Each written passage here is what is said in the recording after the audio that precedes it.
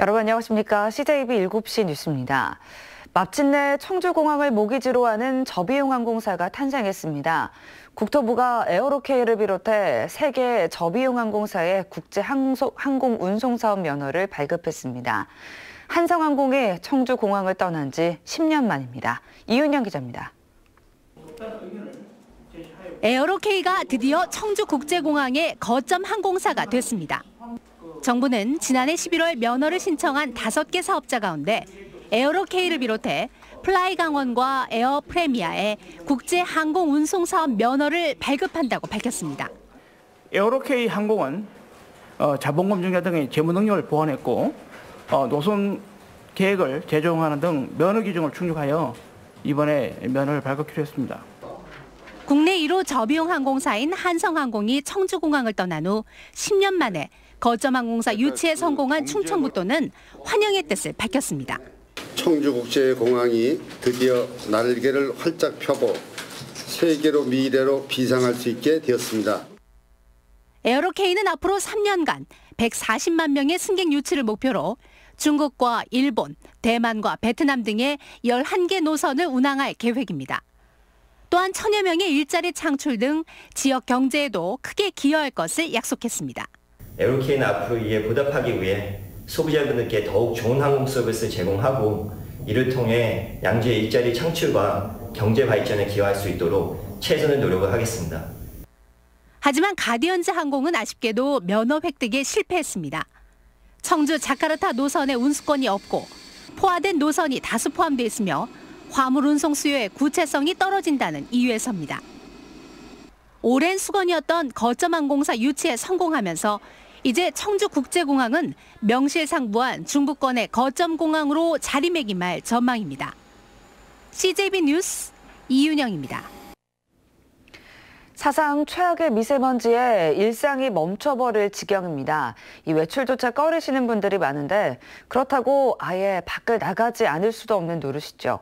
그래도 미세먼지 농도가 상대적으로 낮아지는 시간이 있다고 합니다. 구준회 기자입니다. 시민들은 따스한 봄날 최악의 미세먼지에 외출을 해야 하나 말아야 하나 난처한 상황입니다.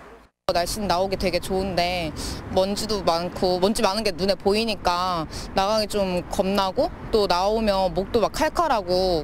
그래도 부득이 나가야 한다면 언제가 좋을까? 고농도 미세먼지가 엄습했던 지난 1일 청주의 미세먼지 그래프입니다. 낮 12시부터 농도가 차차 떨어지기 시작해 오후 6시쯤 가장 낮아졌다가 다시 올라갑니다. 다음 날도 그 다음 날도 비슷한 패턴이 반복됩니다. 종일 농도 변화가 없거나 높아지기만 하던 겨울철과 달라진 형태입니다. 태양광선이 가열을 하기 시작하면 공기는 점점 가벼워지고 뜨기 시작합니다. 보상기로 주위에 깨끗한 공기가 모여들어서 농도가 더 낮아진다 이거죠. 아침에 낀 안개가 한낮이 되면서 사라지거나 옅어지는 것과 같은 원리입니다. 그러나 외출을 하더라도 지켜야 할 것이 있습니다. KF80 이상의 마스크를 착용하고 미세먼지 흡입량을 늘릴 수 있는 격렬한 활동은 피해야 합니다. 전문가들은 외출 후에는 반드시 몸을 깨끗이 씻고 노폐물 배출에 효과가 있는 물과 비타민을 충분히 섭취해 줄 것을 권하고 있습니다. 하지만 가급적 외부 활동을 최소화하는 게 미세먼지로부터 건강을 지키는 근본적인 방법이라고 조언합니다. CJB 뉴스 구준혜입니다. 공항에서 장거리 승객을 독점하기 위해 사조직을 만들어 운영한 택시기사들이 경찰에 적발됐습니다. 사조직에 가입되지 않은 택시가 승강장에서 손님을 기다리면 폭언은 물론 폭행까지 하며 영업을 방해했습니다. 정진규 기자입니다. 청주공항 택시 승강장입니다. 붉은 옷을 입은 택시기사를 다른 기사들이 둘러쌉니다. 몸싸움이 일어나는가 싶더니 곧이어 다른 기사가 달려와 목을 감아 넘어뜨립니다. 자신들의 구역인 청주공항에서 다른 택시가 영업을 시도했다는 겁니다. 경찰에 적발된 택시기사 57씨 등 30여 명은 이 같은 사조직을 결성해 청주공항 내 장거리 택시 이용 손님을 독점했습니다. 자기들이 막아놓고 뒤에 서 있으니까 뭐 이제 막아놓고 앞에 댈 수 없는 이런 정도로 해놓고 있었지. 이들은 지난해 3월부터 최근까지 사조직 미가입 택시가 청주공항 승강장에 대기하면 폭언과 욕설을 하며 영업을 방해하고 폭력까지 행사한 혐의를 받고 있습니다. 이어 무전기를 이용해 장거리 손님을 골라낸 뒤 미리 정한 순번대로 승차시킨 것으로 조사됐습니다. 주변에 둘러서서 위력을 과시하고 모욕감을 줄 정도로 욕설을 하고 그래서 그 피해 택시 기사가 창피해서 그 자리에 못 서 있을 정도, 그 정도. 경찰은 이들 사조 직원 가운데 9명을 공동 상해 등의 혐의로 입건하고 KTX 오송역과 버스터미널 등에도 유사 사례가 없는지 수사를 확대할 예정입니다. CJB 뉴스 정진규입니다. 한국택견협회가 수년간 충주시로부터 지원받은 보조금을 빼돌려 사용했다는 의혹이 제기돼 시가 진상조사에 착수했습니다. 협회에서 근무했던 한 직원은 2015년 세계 택견 대회를 주최하면서 메달 등 각종 물품비를 부풀려 지급한 뒤 업체들로부터 다시 돌려받았다고 주장했습니다. 이에 대해 협회 측은 당시 물품 비용을 제대로 지불했고 돌려받은 금액은 업체들이 후원금 명목으로 준 것이라고 반박했습니다. 충북 선관위가 3.13 전국 동시조합장 선거와 관련해 호별 방문 혐의로 제천시 모 조합장 선거 후보자를 검찰에 고발했습니다. 고발된 후보자는 지난해 9월부터 최근까지 조합원지 120곳을 찾아다니며 명함을 배부하는 등 선거 운동을 한 혐의를 받고 있습니다. 한편 충북 선관위는 투표소 119곳을 확정하고 투표 안내문과 후보자 선거 공보를 조합원 선거권자들에게 발송했다고 밝혔습니다. 김병호 교육감이 페이스북에 한국교원대 부설고를 신개념 명문고로 육성하자고 제안했는데요. 충청북도는 교육청과는 별도로 수월성 교육을 위한 사립고 신설을 추진하고 있습니다. 조용관 기자입니다. 지난 1994년 개교한 한국교원대 부설고등학교입니다. 학교 시설은 낡았고 기숙사는 남자 10명이 한 방을 사용할 정도로 좁습니다. 여자 기숙사 세면대와 샤워장도 100명이 사용하기에는 턱없이 부족합니다. 김병호 교육감이 이렇게 각종 시설이 열악한 교원대 부설고를 오송으로 이전 확장해 신개념 명문고로 육성하자고 제안했습니다.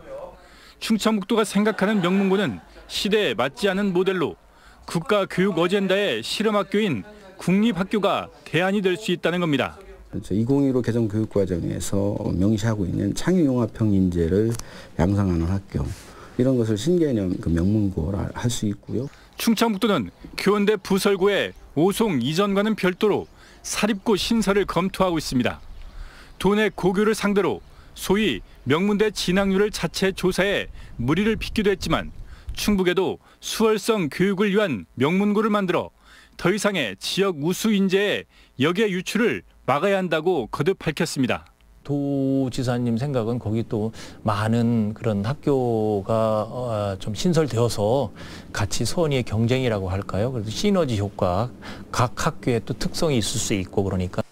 지난해 말 교육청과 명문고 육성 협약을 한 뒤에도 평행선을 달리던 충청북도가 투트랙 전략을 통한 명문고 육성에 시동을 걸었습니다.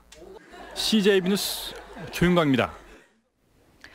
충청북도와 제천시 내 갈등으로 진척을 보지 못했던 제천 예술의 전당이 규모를 축소해 옛 동명초 부지에 짓기로 최종 결정됐습니다. 충청북도의 명분과 제천시의 실리를 살린 절충안이라는 평가입니다. 장원석 기자입니다. 충청북도는 옛 동명초 부지에 1200석 규모의 예술의 전당을 고수해왔습니다. 하지만 끈질긴 줄다리기 끝에 규모를 800석으로 줄이고 남은 부지에 제천시의 요구인 세명대 상생 캠퍼스와 시민광장을 유치하기로 했습니다.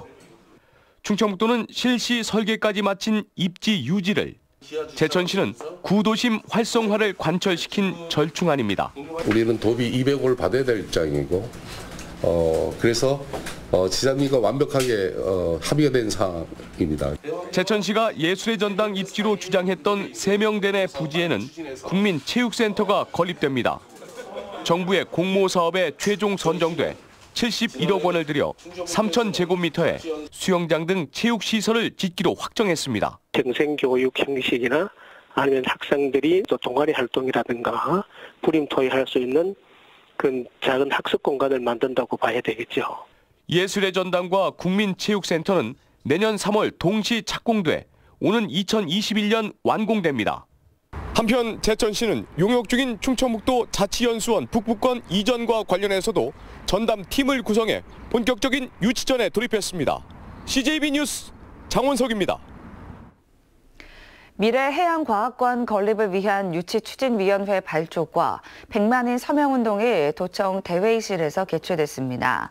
충청북도는 바다가 없는 충북의 미래해양과학관 건립 분위기 조성을 위해 각계 인사 40명으로 구성된 유치추진위원회를 발족하고 전 국민을 대상으로 100만인 서명운동을 벌여 청와대와 국회 등에 전달할 계획입니다. 충청북도는 문화체육관광부가 추진한 국민체육진흥기금 생활체육시설 확충 지원 사업 공모에 21개 사업이 선정됐다고 밝혔습니다. 이에 따라 수영장, 소규모 체육관, 작은 도서관, 문화센터 등을 갖춘 국민체육센터 4곳이 청주와 충주, 제천에 들어서고 옥천과 음성에는 장애인을 위한 국민체육센터가 건립됩니다. 낡은 도내 공공체육시설 13곳도 개보수될 예정입니다. 이번 사업에는 국비와 지방비, 국민체육진흥기금 등 800억 원이 투입됩니다. 청주의 원도심인 내덕 2동 안덕벌과 남주동에 대한 도시재생 사업에 내년까지 각각 60억 원이 투입됩니다.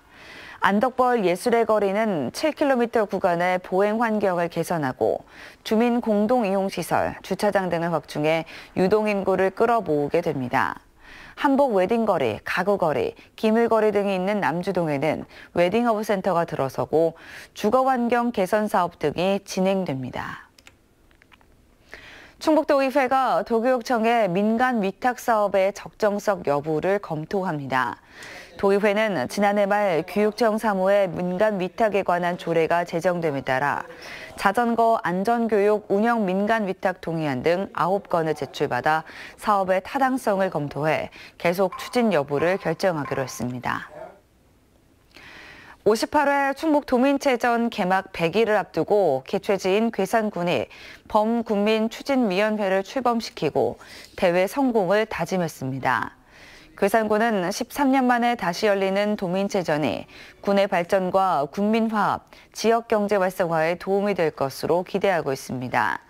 58회 충북도민체전은 함께해요 희망괴산, 하나되는 도민체전의 슬로건으로 오는 6월 13일부터 15일까지 4회간 괴산 종합운동장 일원에서 열립니다.